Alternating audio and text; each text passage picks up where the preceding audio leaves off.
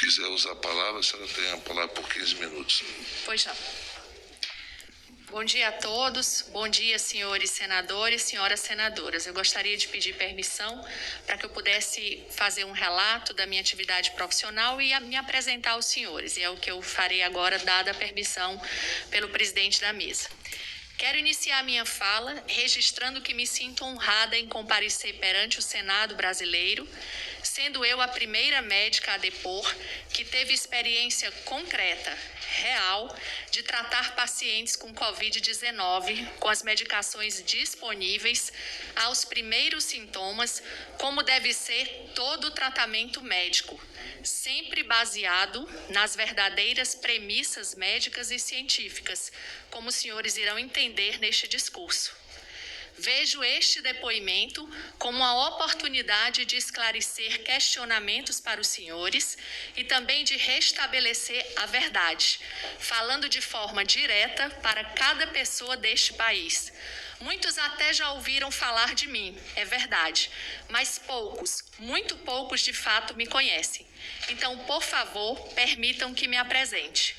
Sou Mayra Isabel Correia Pinheiro, natural de Fortaleza, Ceará, médica graduada pela Universidade Federal do Ceará em 1991, com especialização em pediatria e neonatologia pela também Universidade Federal do Ceará, no período de 1992 a 1995. Gostaria de compartilhar com os senhores que essas 3 décadas de trabalho nas UTIs pediátricas tem sido uma progressiva lapidação profissional, emocional e pessoal. Lidar com os limites extremos da vida de pacientes graves, lutando junto com eles e suas famílias, numa conjuntura nem sempre favorável, já é um desafio diário nas UTIs. Mas devolver, senhores, um filho para um pai e uma mãe é um sentimento indescritível. E é essa a minha vida. Mestre em Ciências, com área em concentração em Neonatologia pela Universidade de São Paulo, 2002. Especialização em Medicina do Trabalho pela Universidade Estácio de Sá, 2009. Doutorando em Bioética pela Universidade do Porto.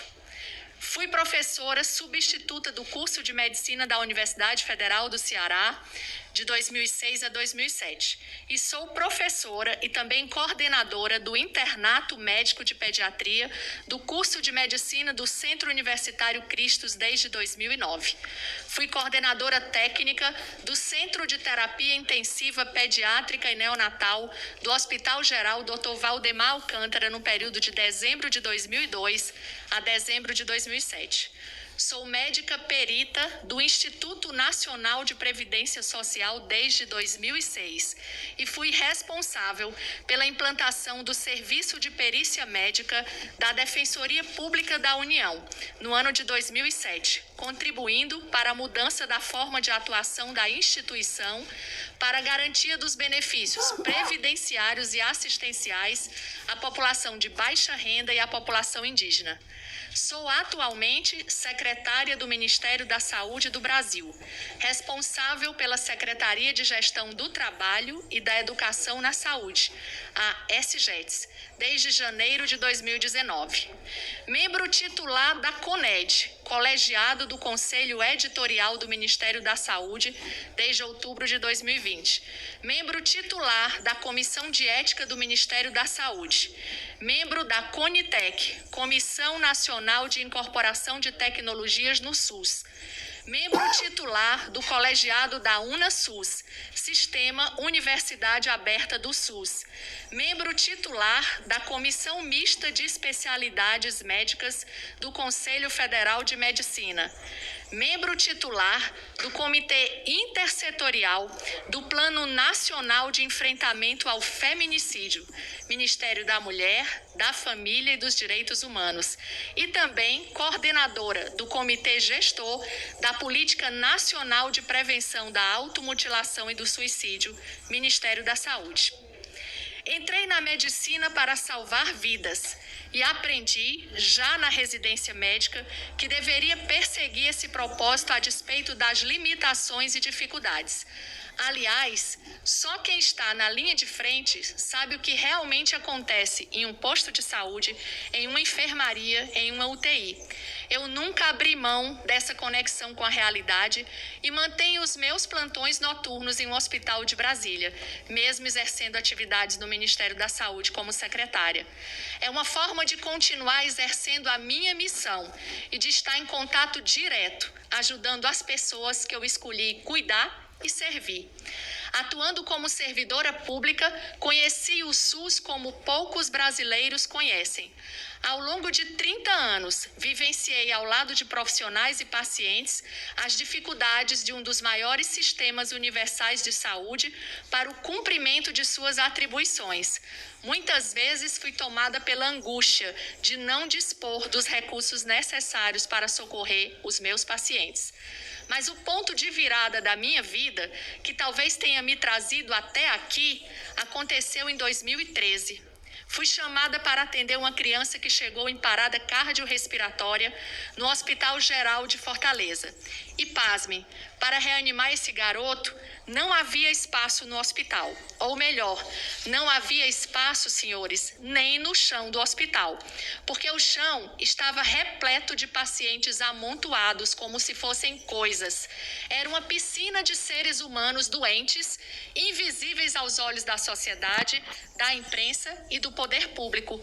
Fizemos o possível e o impossível para salvar a vida daquela criança. Essa situação era recorrente e ganhou até o apelido dos profissionais daquele hospital, o piscinão do Hospital Geral de Fortaleza. Daquele dia em diante, entendi que ter conhecimento de toda aquela realidade e me calar seria, ao meu ver, pecar por omissão. Eu não podia cruzar os braços. Decidi que lutaria com todas as minhas forças para levar respeito e dignidade a profissionais de saúde e, sobretudo, aos pacientes. Começava ali a minha luta pelo fim da prática de amontoar seres humanos nos corredores dos hospitais do Brasil. Ao ver aquela situação, compreendi a diferença entre empatia e solidariedade. Empatia é se colocar no lugar do outro. Solidariedade é agir para melhorar a vida do outro. E essa é a minha missão desde então. Em 2015, fui eleita presidente de uma das mais importantes entidades médicas do meu estado, o Sindicato dos Médicos do Ceará. Revelei para o Brasil o caos da saúde pública, atribuído muitas vezes erroneamente aos profissionais de saúde.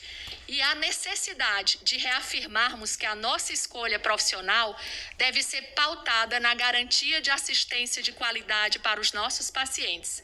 À frente do Sindicato dos Médicos do Ceará, criei o corredômetro, que contabilizava e informava diariamente o número de pacientes alocados em macas nos corredores de hospitais públicos do Ceará.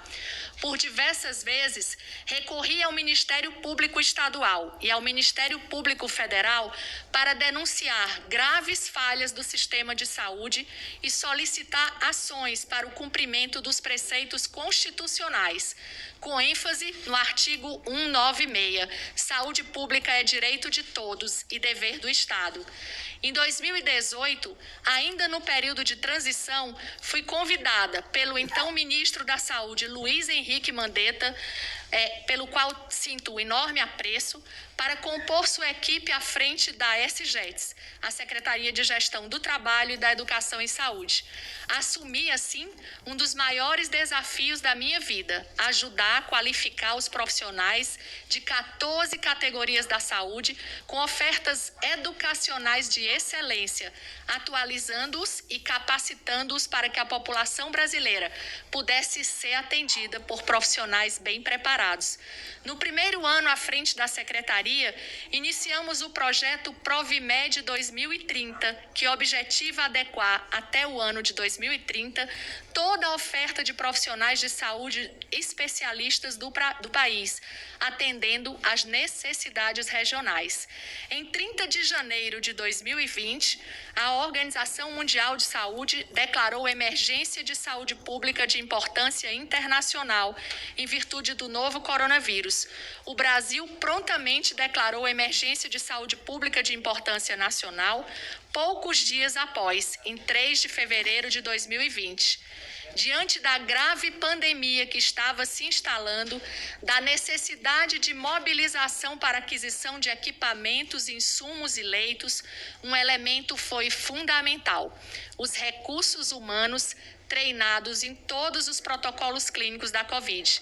A SGETS lançou, em março de 2020, a ação estratégica O Brasil Conta Comigo, sendo estruturada em 3 eixos: acadêmicos, residentes e profissionais da área da saúde. O Brasil Conta Comigo acadêmico disponibilizou até 31 de dezembro de 2020 o reforço excepcional e temporário de mais de 5.300 alunos do 5º e 6º ano dos cursos de medicina e do último ano dos cursos de enfermagem, fisioterapia e farmácia, que atuaram sob supervisão em unidades do SUS, tendo recebido bonificação provida pelo Ministério da Saúde, que contabilizou um investimento de mais de 22 milhões. O Brasil Conta Comigo residentes na área da saúde, voltada aos profissionais de saúde que cursam programas de residência médica e residência na área profissional da saúde, ofertou bonificação a mais de 53 mil residentes por manterem seu processo formativo, especialmente durante a pandemia, e contabilizou um investimento de mais de 453 milhões. O Brasil Conta Comigo Profissionais de Saúde criou o maior banco de recursos humanos do país e do mundo, nas 14 categorias da saúde, e capacitou os profissionais conforme os protocolos de manejo clínico do Ministério da Saúde para o enfrentamento da Covid-19. Até o momento, mais de 1.007.000 profissionais estão cadastrados. O banco do Ministério da Saúde foi solicitado e disponibilizado para 13 estados da federação. Ofertamos cursos sobre Covid que foram acessados por mais de 2 milhões de profissionais. Ao todo, foram 5 cursos para profissionais da atenção primária, 14 cursos de manejo clínico na atenção especializada, 21 ações para orientação à população sobre a prevenção da doença. Também ofertamos cursos específicos destinados a pessoas com deficiência e seus cuidadores no contexto da Covid-19. Em parceria com a Associação de Medicina Intensiva Brasileira, a AMIB, oferecemos 15 cursos sobre Covid para os médicos intensivistas. Diante do contexto da 4ª onda da pandemia, que são os agravos à saúde mental decorrentes das outras ondas da doença, também foram oferecidos aos profissionais da saúde 16 cursos de orientação sobre cuidados à saúde mental dos próprios profissionais e seus pacientes. Temáticas como a saúde mental das crianças e adolescentes, saúde mental do trabalhador e saúde mental do idoso também foram ofertados por meio de programas veiculados no YouTube e cujo conteúdo foi elaborado em parceria com a Associação Brasileira de Psiquiatria, a ABP.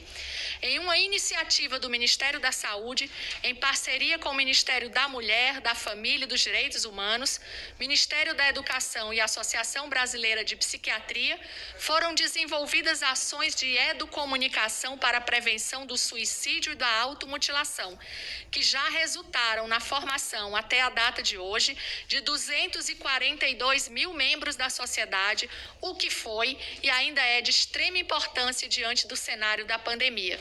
Conduzimos uma das maiores pesquisas mundiais para investigar os impactos da pandemia sobre a saúde mental dos profissionais da saúde, com 185 mil profissionais brasileiros participantes. Em dezembro de 2020, lançamos um dos maiores programas de educação em saúde do mundo, o programa Saúde com a Gente, visando capacitar os mais de 380 mil agentes comunitários de saúde e agentes de combate às endemias de todo o Brasil. Com esse programa, os agentes de saúde serão capacitados e habilitados para fazer novos procedimentos e oferecer mais cuidados à população brasileira.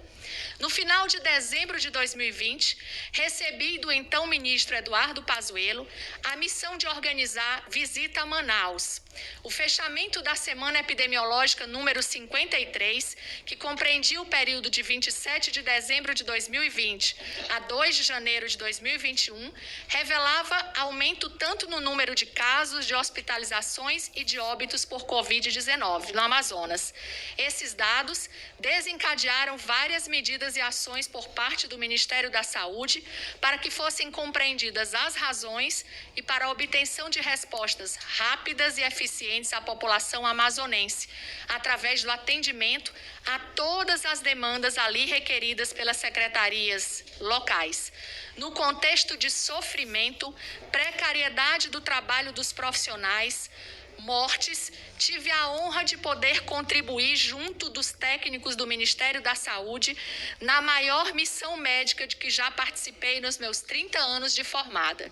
Manaus entra na minha história como um exemplo de luta de homens e mulheres que deixaram para trás as suas famílias, o medo, o conforto dos seus lares para cumprir a tarefa para a qual todos juramos, salvar vidas. Só quem esteve lá, senhores, tem a dimensão do que aconteceu, do que era possível fazer ou não fazer. Manaus trouxe a certeza que para vencermos o nosso maior inimigo, o vírus, que mostrou-se ainda mais agressivo na forma de uma nova variante chamada P1, precisaríamos com muita urgência de mais e maiores medidas de proteção individual, de vacinas de alta eficácia, o mais rápido possível, mas também de medicamentos que pudessem tratar os que adoecem, os que adoeciam, a despeito das medidas de prevenção.